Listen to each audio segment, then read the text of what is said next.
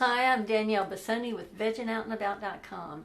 Today we're making a dish that I call spicy Szechuan eggplant with mushrooms. And I love this dish. It's sweet and savory at the same time, and we'll serve this over brown rice. And I did a little cooking demo to show you how to make brown rice in an earlier demo. So we'll just start with this.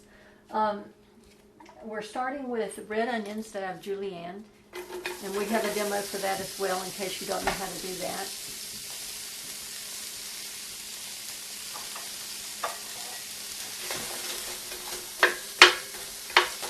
I don't use oil when I'm cooking if I can avoid it. I can't say that I never ever use oil, but I very rarely do, and it's only when I feel that I just can't get away without it.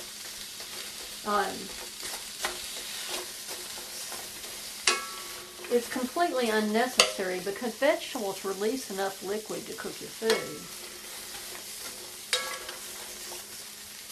So we just make sure that you stir it so that it doesn't scorch. And if it starts to get a little brown on the bottom here, just keep an eye on it. If you certainly don't want it to scorch. I do want some of these to caramelize a little bit. And so to prevent it from sticking, you can either use a little vegetable stock or you can use water. And I'm using a little water today because I don't happen to have any vegetable stock ready. And I didn't want to take the time to cook it. So I'm going to put the lid on this and let this cook down just for a minute. And then I'm going to add the rest of my vegetables. I just want to wilt this just a little bit before I add some of the other vegetables because pretty much all of these cook at the same time, and it's perfectly fine if you add everything at the same time, or most everything. I'm going to add 3 cloves of garlic that I've already minced. It's important to crush and mince garlic prior to using, and let it give it at least 10 minutes to develop. Because what happens is an enzymatic activity takes place, and it increases the powerful phytonutrient in garlic, and and it also makes it heat resistant. So some of it will be destroyed in cooking, but you have a better chance of getting some of this good cancer-fighting nutrient in your body if you crush it prior to heating and allow it to sit for 10 minutes for the enzymatic activity to take place.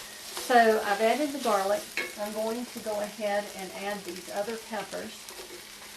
These are peppers that I have previously cut up. This is a whole bell pepper, and it's about 6 or 8 little colorful peppers that they're sweet peppers that I cut up earlier. And we are going to add mushrooms. This is a pound of portobello mushrooms, 16 ounces, that I've previously cut up, and I have videos showing you how to do that. And we are going to add these Japanese or Asian eggplants. And these are eggplants that I cut up earlier. These are 3 long eggplants. I'm going to add a little bit of water to this, or you can use vegetable stock. About a quarter of a cup. And then I'm going to cover this and let it wilt. So we're going to let this cook down. And while it's cooking down, we check it periodically to make sure nothing's sticking to the bottom. If you need to add another ounce or 2 of water, that's fine. Or vegetable stock. Preferably vegetable stock. And while that is cooking, I'm going to prepare the sauce. The first thing I'm going to use is some brown sugar, and I've got a quarter of a cup of hot water here. And the reason I did that is to make sure that the brown sugar dissolves well. And it has. It certainly dissolved well enough. And the next thing that I'm going to add is 1 tablespoon of this organic molasses. This is unsulfured molasses, and this is very nice. And it gives it a lot of flavor. So we're going to add the unsulfured molasses, and we'll stir that in there with it. We're going to go ahead and check on our eggplants and mushrooms and our onion mixture.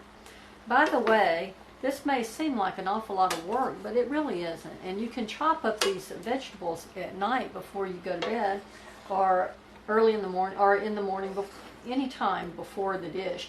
The only thing I would not chop up in advance would be the eggplants, because they will oxidize and turn an unpleasant color. So, and it only takes a minute to cut these eggplants, so just save those to the last minute. But this is starting to become soft. The mushrooms will start releasing their liquid, and then we'll be good to go. Another thing we're adding to this is a 1/4 cup of tamari. You can also use soy sauce if you'd like. You can use low sodium if you like. I like tamari because it has a little bit stronger flavor. And we'll mix that in. And so this is organic tamari. And then the last thing we'll use is cornstarch. I use organic cornstarch. This is actually just the container I keep it in. This is non-GMO too, so that's good. It's important to use non-GMO corn products. And so this is certified organic, which means there are no pesticides in it either, or an acceptable level of non-harmful pesticides, whereas this just means it's not been genetically modified. So I actually have put this into this container.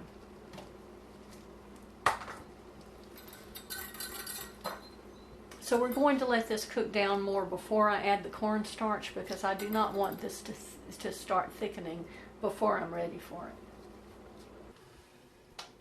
it.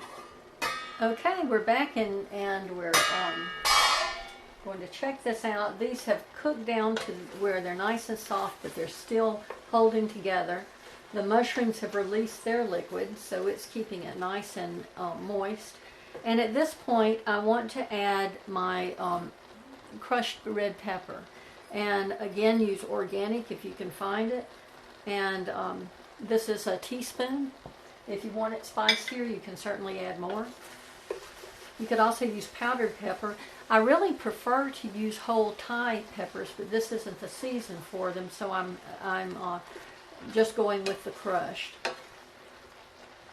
I love cooking with whole Thai chili peppers when they're quite red and they're small, because for one thing, they're not spicy unless you bite into them, and they add a lot of flavor to the dish. So it allows you to serve people who like spice and people who don't like spice, but you're pretty much committed once you add crushed red pepper. I'm also going to add the slivered almonds. These I toasted earlier, and I have a video on this. This is a 1/2 cup. And I'm going to fold those into this. And I'm getting my sauce ready. Okay,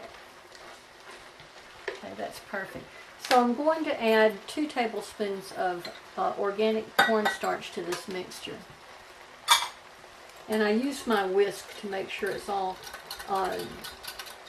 incorporated very well. And by this time the water has cooled down, so it's not going to start thickening because it's hot. It's really quite lukewarm. And then I'm going to fill it with water until we have 2 cups at least. And the great thing about this, you see how cloudy it is. Once you start cooking it, it'll become clear. So we're going to add this. And as it heats, it'll start thickening up.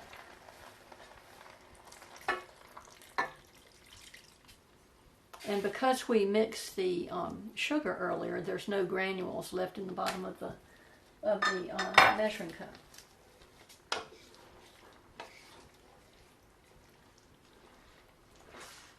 So we'll let this come back up to temperature.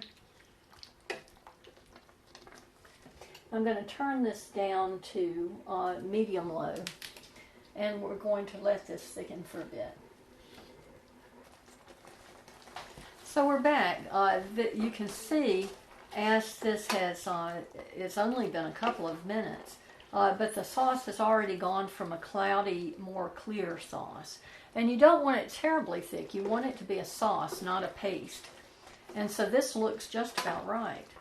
So we're going to let this continue to simmer for maybe 2 minutes, no more than 5. And that allows the almonds and the peppers to incorporate, mainly the peppers. And almonds are very nice in this because this is a dish full of soft vegetables, and the almonds give it a nice little crunch.